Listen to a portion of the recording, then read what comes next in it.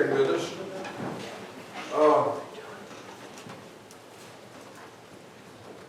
I'm going to try to get them all on the screen. How many do we have? 7 or 8? So I'm going to have to spread back a little bit. But as they're coming, Miss Judy and Miss Karen, if you would come up here for a minute, I have a presentation to make to you on behalf of our state WMU. And this is for all the ladies. As they're coming, let me read the letter. South Carolina WMU to Miss Judy Monroe. Dear Judy, congratulations. Your church has earned the AAA designation for this past church year. The time that you have invested using AAA indicates the importance that you and others in your church have placed on missions. Congratulations again on this achievement. So, on behalf of of our state, we'll present this to you and frame it along with our other recognitions. Keep up the good work, but there's no raise coming. I know. I promise you that, because we got to spend it all to Washington. That's my dig for today. Okay, I'm going to take Right. Thank you. God bless. All right, turn the service over to me. Thank you very much. Good morning. And happy Valentine's Day. And happy Racial Reconciliation Sunday. So you've already learned something new. And welcome to our Focus on WMU presentation. The CAs, these are Children in Action. Mission Friends are little kids. These guys are Children in Action. They are going to do a skit for you this morning. It is called CP to the Rescue. CP being Cooperative Program. Our characters are, for the Middle East, you'll just raise your hand when I call your name, is Wade Bowen. Our CA is Caitlin Bowen. Very good. Our worker is Wilson Flake. There you are, Wilson. Okay. Our CP, our superhero, is Helen Avenant. And our CP givers are Grayson and Avenant, James Bowen, Cody Bennett, and Michael Bennett. Where's Michael? Oh, he ran away. Come on, Michael, you can be in our program. Okay. And we'll let them present their skit to you, all righty? We need to put your mics on. Caitlin.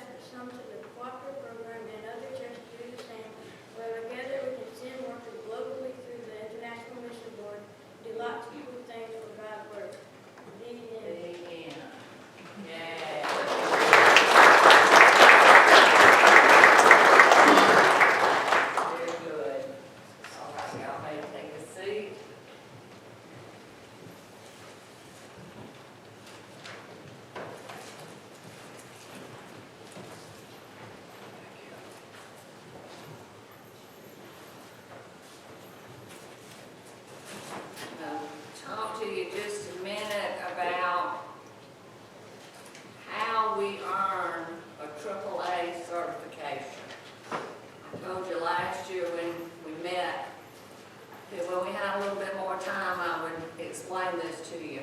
AAA stands for Achievement, Accomplishment, and Advancement. And there are 72 actions that you can perform. You have to accomplish at least 40 of those 72. We were afraid we wouldn't make it this year because of COVID, but we accomplished 47 of the 72. And there are 13 categories, and you must accomplish 11 of the 13, and we did 12. So what do we do to make disciples of Jesus who live on mission? All right, first category is your organizations, and we have Women on Mission, we have Children in Action, we have Mission Friends, and we have church-wide missions. There are lots. As far as training, we did not have a lot of training this year because of COVID. The spring and the fall association meetings were canceled and the state meeting was canceled. Also, Camp Levita was canceled and Christmas at Camp Levita and leadership training. But there was a lot of things we did do. We had Wednesday nights, we had programs, mission programs, where we talk about local missions, state missions, national missions, and international missions. We did a lot of praying for missions. We engaged in a lot of mission action. I could only list one per quarter, and we probably have at least 4 per quarter. But the 4 I picked were Global Hunger Bread Banks. We all participated in that. And I'm glad to report we only lost 1 bank this year, for a total of 2 that we've lost. We also gave to the Dad's Pregnancy Center. We did baby bottles. We did the Walk for Life. A new project we did this year was Pure Water, Pure Love, where we gave out water to the folks meeting in the parking lot. And Samaritan House for the homeless. We did a collection there, a food drive, and collected money. We also did Christmas backpacks. And just yesterday, we did Children's Missions Day, where we did, and this will go on next year's report, where we did gift bags for first responders. We provided dinners for healthcare workers at the hospital, helping COVID patients. Mission support, I told you before about mission support is where we give money. Mission action is where we do a collection or gather something. Mission support we give to the cooperative program. And all 3 of our seasons of prayer, Janie Chapman State offering, Lottie Moon Christmas offering for international missions, and Annie Armstrong Easter offering for North American missions. We also give to the association. We do prisoner packs, ministry health kits, Christmas backpacks. A lot of things that we all do. It's not just missions groups, it's church-wide missions, it's the women's group, the children's group, work super hard, Mission Friends do a lot. And then at the end they ask you to write up something of your most unique mission that you did, and I wrote up Global Hunger, Appalachian Mountain Ministry, West Virginia Christmas Mission Trip, which this year's trip I'll write up in next year's report, so next year I'll tell you about the convertible Mustang. February we did Dad's Baby Bottles and Walk for Life, Pure Water, Pure Love, Samaritan House, dinners for healthcare workers. But the only one I want to share with you this morning, because I haven't told a lot of people this story, but it was very interesting to me. I wasn't going to include Christmas in August because we've done it for several years. It's pretty routine. But we collected, we gathered, we promoted, we made posters. We put up a board in the sanctuary, you picked a ball. We packed the boxes, we wrote the notes, we put the hands on the boxes, we prayed. We did all that we could possibly do. I took those to UPS and mailed Oh, we also put in the box a salvation dollar, okay, with a self-addressed stamped envelope. Took them to UPS, mailed them on September 1st. All seemed to go as planned until I checked the tracking on September 4th. The smaller of the two boxes did not make it to New York. It did not make it. We sent to Graffiti Church, and this was the note that it had on the UPS slip. It said, all merchandise missing. Empty carton was discarded. UPS will notify the sender with details of the damage. So of course I was devastated. I mean, we had worked really super hard on this project, and it didn't make it. So I contacted Graffiti Church. I talked to our missionary up there. I contacted UPS. I filed a claim. I prayed. There were gift cards in there. I checked to see which gift cards were in the box that they did receive. No luck. Couldn't find the box.